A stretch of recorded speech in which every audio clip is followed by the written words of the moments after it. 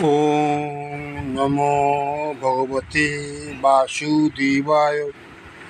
ওম নমো ভগবতে বাসুদেবায়। ওম নমো ভগবতে বাসুদেবায়।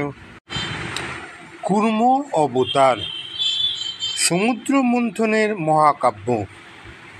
বহুকাল আগে যখন দেবতা ও অসুররা একে অপরের সঙ্গে চিরকালীন দ্বন্দ্বে লিপ্ত ছিল, তখন এক গুরুত্বপূর্ণ ঘটনা ঘটেছিল, যা সনাতন ধর্মে বিশেষ স্থান অধিকার করে আছে।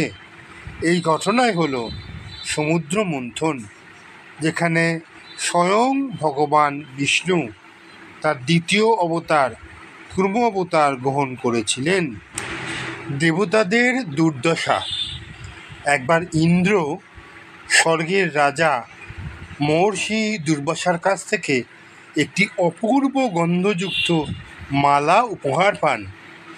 ইন্দ্র সেই মালাটি তার বাহন ঐরাবতের গলায় পরিয়ে দেন অবজ্ঞা ভরে। ঐরাবত সেই মালাটি মাটিতে ফেলে দেয়। এতে রুষ্ট হয়ে দুর্বাসা মুনি ইন্দ্রকে অভিশাপ দেন, তোমার সমস্ত ঐশ্বর্য ও শক্তি ধ্বংস হবে। এই অভিশাপ কার্যকর হয়। দেবতারা দুর্বল হয়ে পড়ে। অসুররা শক্তি বাড়িয়ে স্বর্গ দখল করে নেয়। বিপর্যস্ত দেবতারা তখন ভগবান বিষ্ণুর শরণাপন্ন হন। সমুদ্র মন্থনের পরিকল্পনা। বিষ্ণু বলেন, সমুদ্র মন্থন করতে হবে। তার গভীর থেকে উঠে আসবে অমৃত, যা পান করলে তোমরা আবার অমরতা লাভ করবে। তবে এত বড় কাজ একা দেবতারা করতে পারবে না। তাই বিষ্ণু বললেন, অসুরদের সঙ্গেও এই কাজে যুক্ত করতে হবে। তাদের অমৃতের লোভ দেখিয়ে সহযোগিতা নিতে হবে। দেবতা ও অসুররা একত্রিত হয়ে শুরু করেন সমুদ্র মন্থনের প্রস্তুতি। মন্থনের উপকরণ: মন্থন দণ্ড। বিশাল মন্দার পর্বত হচ্ছে মন্থন দণ্ড। মন্থন রজ্জু, বিশাল বাসুকী নাগ।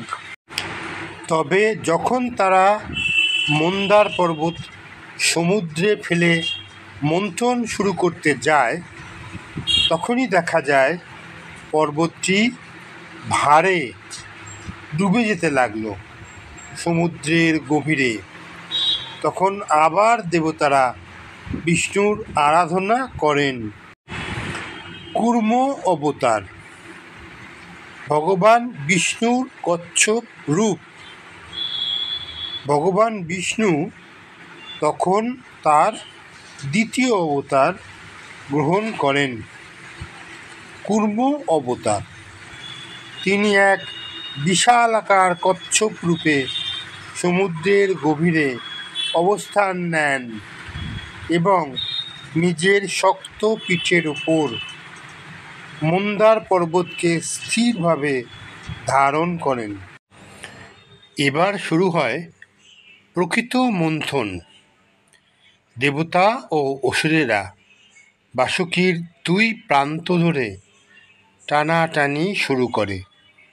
সমুদ্র মন্থন থেকে উৎপন্ন বস্তুসমূহ সমুদ্র মন্থনের ফলে একে একে অনেক অলৌকিক বস্তু উঠে আসে। এক, হলাহল বিষ এতটাই ভয়ঙ্কর যে তা সমস্ত সৃষ্টিকে ধ্বংস করতে পারত। শিব এই বিষ পান করেন এবং নীলকণ্ঠ নামে পরিচিত হন। 2, ঐরাবত হাতি 3 উচ্চৈঃশ্রবা ঘোড়া। 4 কল্পবৃক্ষ যা স্বর্গে প্রতিষ্ঠিত হয়। 5 লক্ষ্মী দেবী যিনি পরে বিষ্ণুর সহধর্মিণী হন। 6 ধন্বন্তরী অমৃতের কলস হাতে নিয়ে আবির্ভূত হন। 7 অমৃত যার জন্য এই পুরো মন্থনের আয়োজন।